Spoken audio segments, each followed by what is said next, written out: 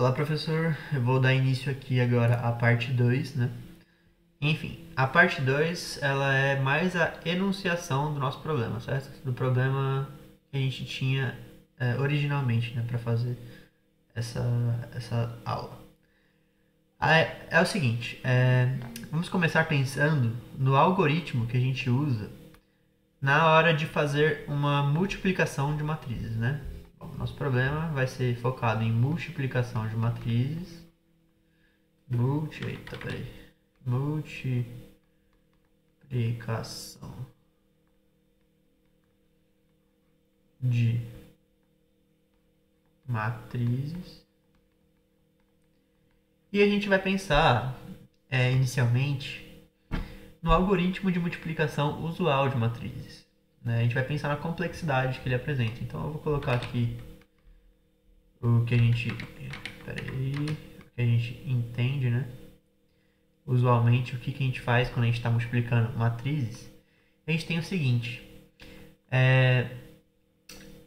a introdução à problemática aqui se refere à apresentação sobre a multiplicação usual de matrizes de elevada dimensão, certo? Mas a gente vai pensar numa dimensão qualquer.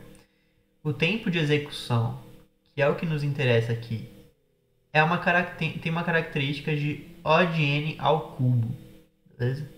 O que é relativamente problemático, né? Se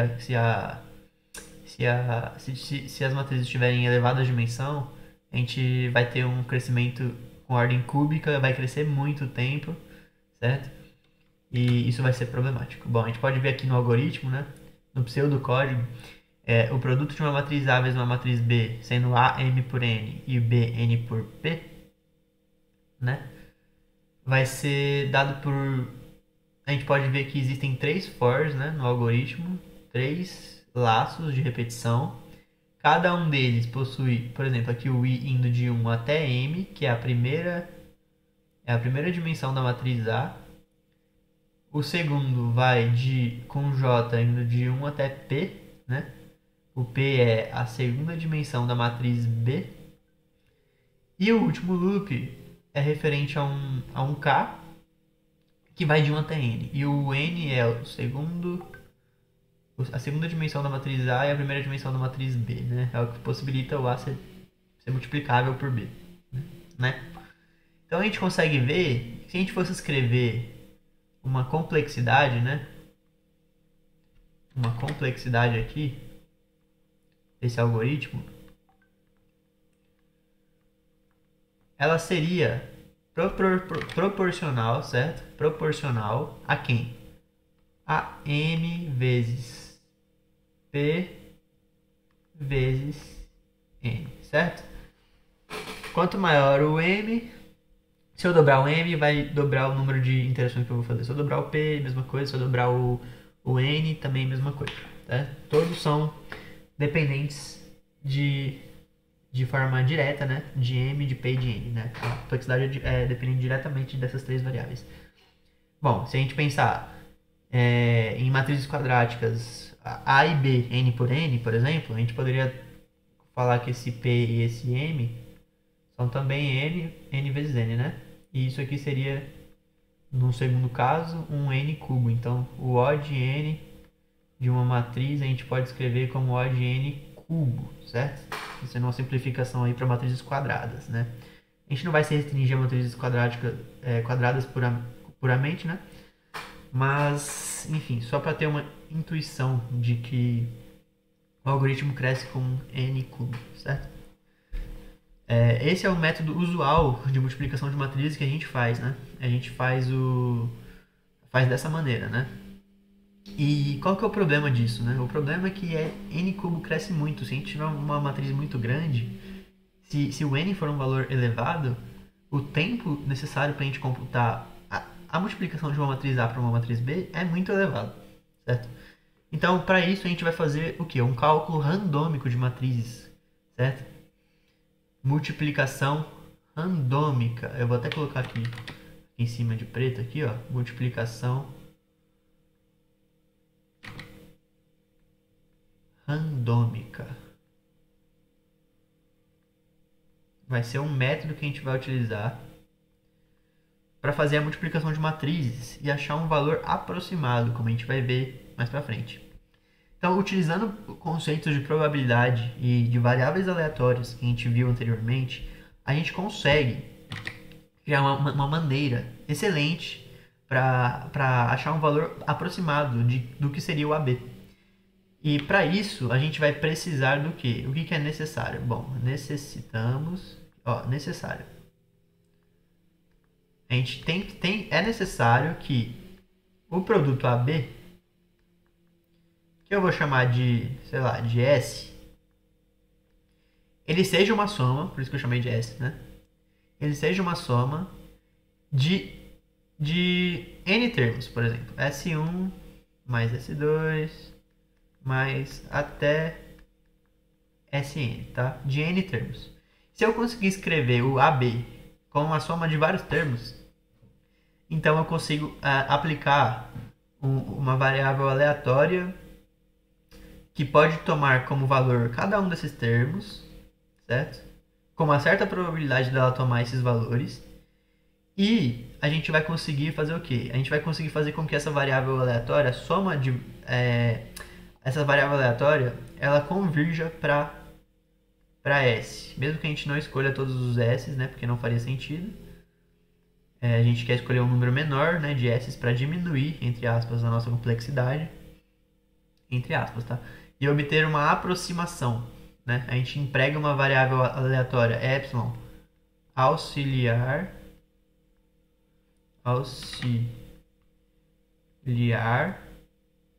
certo? Epsilon auxiliar para conseguir uma aproximação. Para conseguir uma aproximação do S, certo? Que é o nosso AB, né?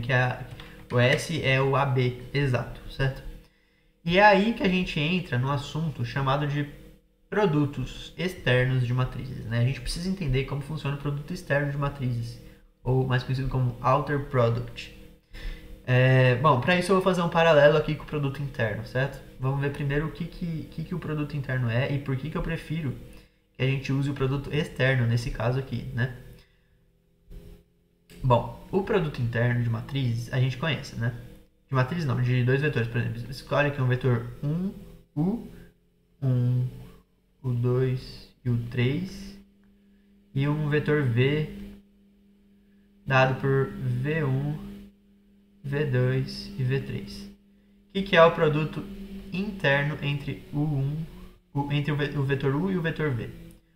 Seria o interno V é a mesma coisa que eu pegar o transposto, pensando que U é uma matriz, tá? Vamos pensar na forma matricial do U. Mesma coisa que eu pegar o transposto vezes V, certo? A gente pode ver que isso aqui é a mesma coisa que fazer o seguinte. U1, U2, U3 e multiplicar pela matriz V1, V2, V3 dessa maneira aqui, né? É a mesma coisa que o produto interno. Lembra que o produto interno é U1 vezes o V1 mais o 2 vezes o V2 mais o 3 vezes o V3. Então, se a gente fizer a multiplicação dessas duas matrizes, a gente vai obter exatamente isso, né? A gente vai obter uma matriz 1 por 1, né? Que vai ser o nosso produto interno, certo? Vai ser um único valor, eu não vou nem colocar a forma matricial de 1 por 1, mas vai ser aqui 1 vezes V1, o 2 vezes V2, que é linha vezes coluna, certo? Então vai ficar exatamente o produto interno entre U e V, né? O 1 V1 mais o 2 V2 mais o 3 V3, certo? E o que aconteceria se a gente tivesse, por exemplo, uma matriz A, certo? Uma matriz A, por exemplo, se ela fosse, deixa eu ver aqui um exemplo bom. Se a matriz A fosse, por exemplo, dois vetores assim, ó, 1, 2, 3, se ela fosse 3 por 2. 1, 2, 3, 4, 5, 6, certo? Vamos pensar nesse exemplo aqui. Ela é 2 por 3 e eu preciso multiplicar ela por uma matriz 3 por 2, por exemplo. Vamos ver. E eu tenho uma matriz B, certo? Eu vou colocar aqui do lado. Dada por... Ela é 3 por 2, certo? Mas ó, tem um porém aqui nesse 3 por 2 dela. Vamos supor que ela é tipo 1, 2, 3, 4, 5. É... Ah, me desculpa. Na verdade ela é 2 por 3, né? 4, 5, 6. Ela é 2 por 3, né? Pra poder multiplicar. E essa aqui é 3 por 2, né? 3x2. E essa aqui é 2x3, certo? A gente faria, no caso, a multiplicação de A com B por linha vezes coluna, né? Mas se a gente parar para pensar bem, a gente pode pensar nas linhas de A como se fossem vetores, certo? A linha de A é um vetor com duas dimensões. E eu preciso multiplicar ele por vetores de duas dimensões também, que são as colunas de B, certo? É o produto interno dos vetores linhas de A vezes os vetores colunas de A, certo? No fim das contas.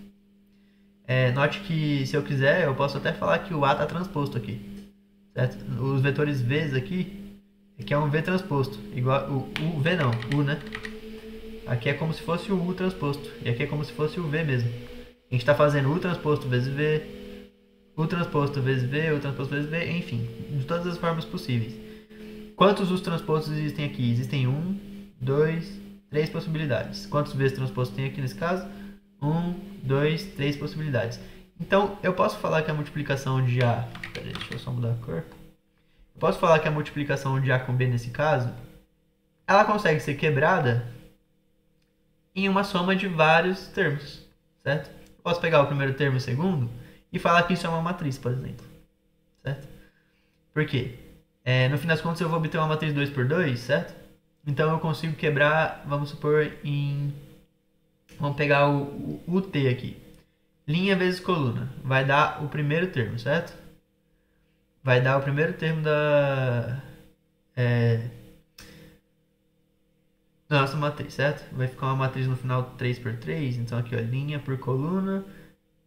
Desculpa, isso aqui vai dar um 3 por 3, né? Eu tinha falado errado antes. Aqui vai dar 3 por 3. Então eu vou conseguir 9 termos, né? Um N igual a 9, certo? Se a gente pensar nesse SN aqui, eu vou conseguir 9 termos diferentes para expressar o AB. Então, por exemplo, se eu fizesse aqui linha vezes coluna, seria 1 vezes 1 mais 4 vezes 4, né? Eu escolhi aqui o B exatamente como se fosse o A transposto, mas eu não precisava, tá? Eu só fiz isso para facilitar na hora de eu fazer minha conta.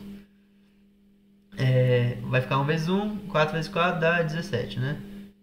E aí eu poderia continuar e fazer o segundo termo, por exemplo. Eu poderia fazer 1 vezes 4 vezes... eu poderia pegar o primeiro vetor, o T, né? E multiplicar pelo segundo vetor V, né? Nesse caso. Primeira linha vezes a segunda coluna. Aí eu tenho 17, eu teria agora o 2 mais o 20, o 22. E assim por diante. Eu ia construir a minha matriz 3 por 3, certo? Que seria o resultado final. Mas eu não quero fazer desse jeito. Eu quero fazer desse jeito aqui, ó. Eu quero pegar só a primeira multiplicação e preencher o resto com zero. Certo? E eu vou fazendo isso até eu pegar a minha última multiplicação e preencher também, novamente, o resto por zero. Certo? E assim eu consigo o meu termo S1 até o meu termo SN. Deixa eu só computar aqui quanto que vai dar o SN. Vai ser a última linha vezes a última linha, que dá 9 mais 36, né? Dá aqui 45, certo? Cada um desses termos somados dá o próprio AB. Beleza?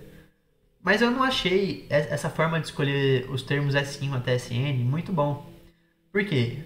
O objetivo de a gente usar uma variável auxiliar cujos valores são S1, S2 até Sn, os valores dentro de ômega, né? O espaço amostral dela seria o próprio S1, S2 até N da variável aleatória, né? Deixa eu escolher uma variável aleatória epsilon para nos auxiliar, né? Ela é uma epsilon auxiliar. Vamos supor, em vez de eu calcular N vezes esses termos, cada um desses termos, por que eu deveria usar variáveis aleatórias se for para escolher todos os termos para dar o AB? Não faz muito sentido, né? É só calcular o AB direto, porque o tempo que eu vou gastar calculando o AB, diretamente de forma exata, inclusive, vai ser o mesmo de eu usar a variável aleatória N vezes, né? Então eu preciso usar a variável aleatória menos vezes, né? Vamos supor que eu queira pegar 3 vezes, vai, 3 vezes menos. Tem 9 termos possíveis, eu quero pegar 3 vezes menos. O máximo que eu vou conseguir produzir vai ser, se eu pegar 3 variáveis aleatórias, vai ser algum tipo de matriz, né? Vamos escrever aqui um AB aproximado. Aproximado, né? O AB aproximado, nesse caso aqui, usando produto interno, seria alguma coisa desse tipo aqui. Seria aqui um número, certo? Eu vou escrever nzinho, outro número e o resto preenchido por zero, certo? Eu escolhi os números aqui de forma aleatória, a localização deles. Mas assim, isso aqui claramente não vai ser nem perto do nosso AB. Porque nosso AB ele não é zero em tudo. Então eu estou meio que escolhendo de forma ruim os termos S1, S2 até Sn quando eu uso o produto interno. E aí que entra um jeito melhor da gente escolher esses termos, certo? Que é usando o produto externo, como foi falado anteriormente, né? Externo. Ou outer product. Beleza? Vamos tomar o nosso vetor U e V anteriormente. Quem seria o produto externo? Em vez de ser U transposto, eu vou até pegar ali atrás, né? Vou pegar a nossa matriz, né? Porque a gente vai usar as duas matrizes de novo, né? Vai usar essa matriz aqui, A, e depois a matriz B, como exemplo, né? E depois a matriz B. Ficou meio feio aqui, mas tudo bem, dá pra entender, né? Mas isso aqui eu vou deixar pra depois, tá? Aqui no caso ela é 2x3, né? Bom, enfim, lembra do nosso vetor U, que era 3 dimensões, o 1, o 2 e o 3? E o nosso vetor V também era 3 dimensões, 1, o 2 e o 3? O produto externo deles vai ser U vezes V transposto, pensando na notação de matriz. Mas aí é meio estranho, né? Porque agora vai ficar desse jeito aqui, ó. Vai ficar U1. Opa. Vai ficar o U1 desse jeito assim, né? U1, U2, U3 vezes V1, V2, V3. Agora é transposto, né? Nesse caso, não vai dar um número como era o produto externo. O produto interno, me desculpa, vai dar uma matriz. Certo? Uma matriz quanto por quanto? Tamanho da dimensão do vetor. Vai ser 3 por 3 nesse caso. Então isso aqui vai dar uma matriz 3 por 3, né? E como que eu posso escrever ela? Eu posso escrever ela desse jeito aqui, ó. U1, V1.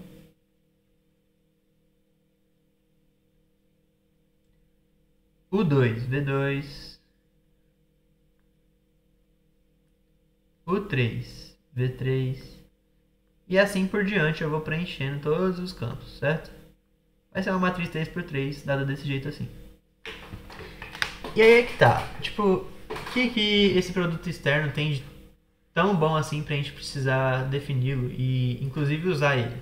Por que a gente quer usar ele?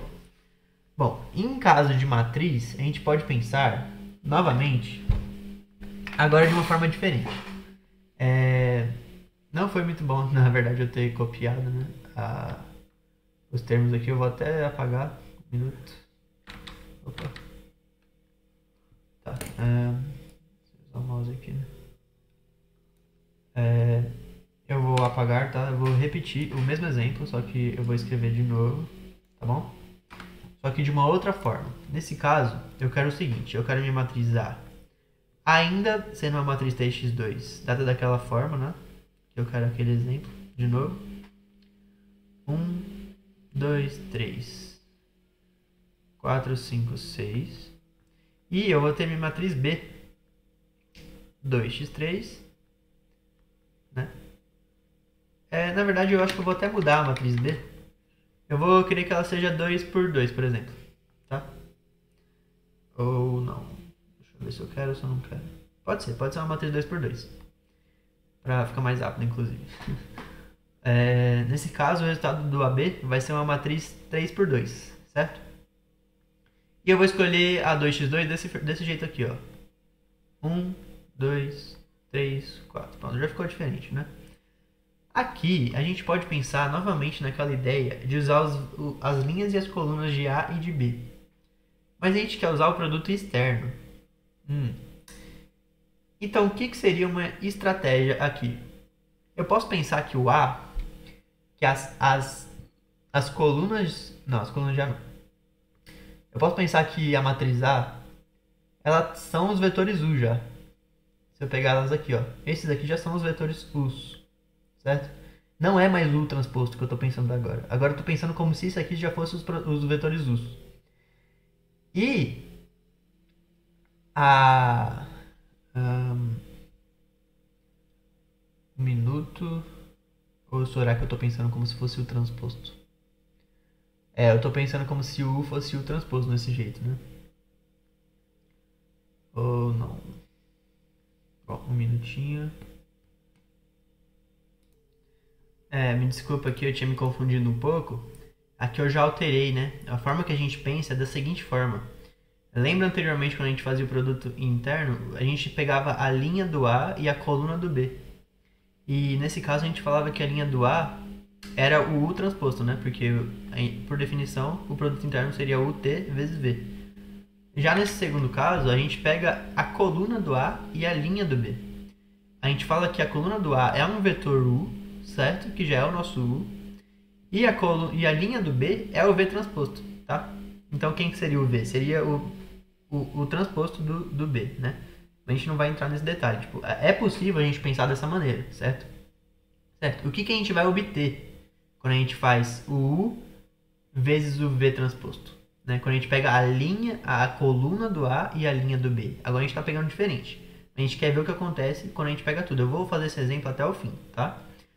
Quando a gente pega o U1, né? Aqui são duas possibilidades para cada, né? Então a gente vai obter uma matriz 3×2 no final das contas de qualquer jeito, né? Porque aqui o produto interno, o externo, ele considera da seguinte maneira.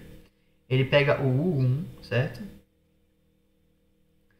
Embora a gente vai obter uma matriz 3×2 no final, aqui só existem duas possibilidades para o U e duas possibilidades para o V.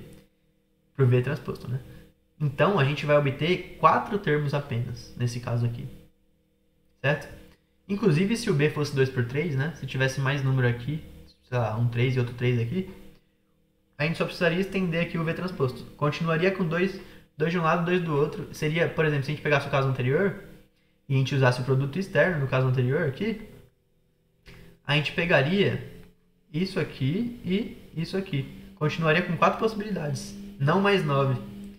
Interessante, né? O produto interno dá 9 possibilidades, mas a gente não gostou daquelas possibilidades. Elas são muito ruins, assim. Não são boas escolhas. Já com o produto externo, a gente está vendo que a gente vai obter, pela multiplicação de U com VT, a gente vai obter direto uma matriz do formato da matriz AB, certo? De uma matriz 3×2 nesse caso aqui, que somando com outros termos, vai dar a matriz AB no final das contas. Só que vão ser 4 termos dessa vez. A gente vai ver que dá a matriz AB, a gente vai calcular. Então vamos fazer aqui primeiro. O primeiro termo, S1, vai ser quem? O primeiro vetor vezes o segundo vetor. Vai ser aqui, ó, 1, 2, 3, certo? Vamos fazer aqui o primeiro mais coisado assim. E 1, 2. Isso aqui vai gerar uma matriz 3×2, né? Vai ser linha vezes coluna, linha vezes coluna. Então, 1, 2, 2, 4, 3, 6, certo? Esse é o S1. Agora o S2. O S2 vai ser... eu dei uma pausinha e coloquei os valores. Eu tinha explicado uma coisa errada, só deixa eu voltar aqui. Quando a gente usa o produto externo com as matrizes, a gente não pode permutar não, tá? Não vão sair 4 valores. Vão sair apenas 2. A gente pega o primeiro U, a gente pega U1 com VU transposto, a gente pega o U2 com o U2 transposto, tá? Esse é o jeito que faz. Com o V2 transposto, quer dizer. V2 transposto, certo? Então a gente vai pegar dois termos, né? Pega o 1 com o V1 transposto, que é esse termo aqui, S1. A gente pega o 2 com o V2 transposto, que é o termo S2. E se a gente fizer a soma, né, do S1 com o S2, a gente vai obter S. e S vai ser dado por isso aqui. Mas, tem um porém. Esse valor aí, deixa eu fazer aqui, eu fiz na calculadora aqui online, e o valor que esse valor dá é exatamente isso aqui, ó. É exatamente nosso produto de matrizes, observe. 13, 18, 13, 18, 17, 24, tá, deu exatamente igual. Esse valor aqui é o que a gente chamou de A, né? Aqui é o nosso B e aqui é o nosso AB. Então o que a gente tira de conclusão disso tudo, pelo menos nesse exemplo, de que S é igual a AB. Pera aí, meu Deus. Enfim, S igual a AB, certo? Nesse caso aqui. A gente consegue demonstrar que sempre acontece, tá? Se a gente pegar os produtos externos da linha 1 da coluna 1 do A com a linha 1 do B e somar com o produto externo da linha 2 com a linha 2 do B e assim por diante até acabar, a gente vai ter exatamente nesse caso aqui 2, né? Mas, por exemplo, se a gente tivesse deixa eu só abrir um parênteses aqui que isso é importante. Se eu tivesse o A M por P, lembrando do nosso caso inicial, M por P não, M por N, que a gente fez no algoritmo, e uma matriz B dada por N por P, quantos produtos externos a gente teria? A gente teria exatamente N produtos externos, certo? Que é esse valor aqui. Aqui a gente achou 2 produtos externos, por quê? Porque aqui é 2 e aqui é 2, certo? A gente acharia exatamente N produtos externos.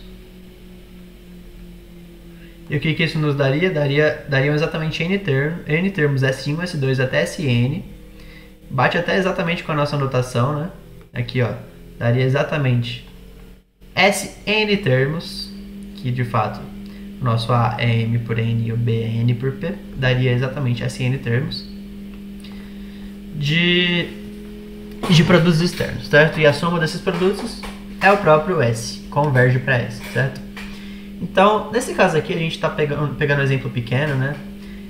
Não é muito útil a gente fazer variável aleatória com 2 números, certo? Para tentar achar uma aproximação de S. São poucos números, né? Não é um número estatístico, mas imagina que você precisa fazer uma multiplicação de matrizes extremamente grandes. Você vai primeiro precisar calcular os produtos externos, né? Que aí, por exemplo, vamos supor que ela é N por N, vai dar exatamente N valores e o N é 5.000. Vai dar 5.000 números S1, S2 até S5.000. E aí sim você poderia aplicar o nosso método, né? Você poderia escolher apenas alguns deles, inclusive você nem precisa calcular todos, né? Você pode escolher alguns... Não, você precisa sim.